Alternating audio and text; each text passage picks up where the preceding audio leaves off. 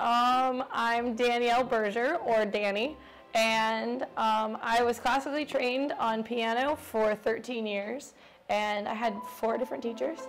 And then when I moved to Georgia, before I moved actually, I learned to play guitar, and so acoustic guitar, and then eventually I picked up an electric, so now I can play that too.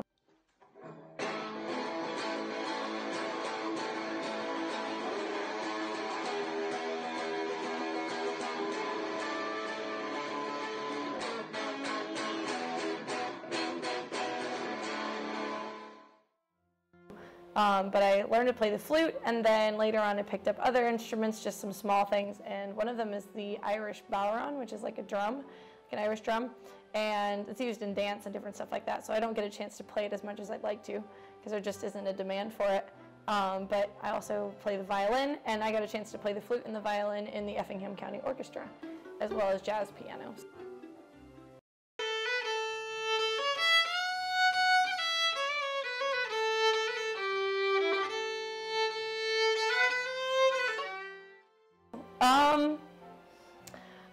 In terms of music, obstacle-wise, it was most of the things that I ran into were just competitions. I did a lot of competitions. I competed at a state level, including even a national level with regard to piano.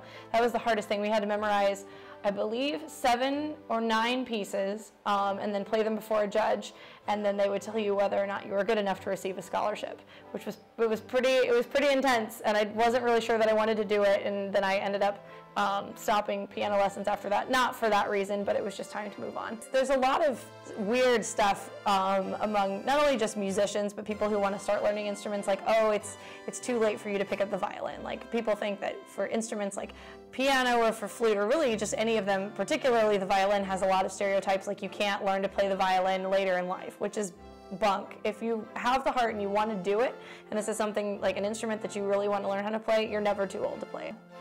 Oh, okay, all right. Well, thank you so much. Yeah, thanks for having me.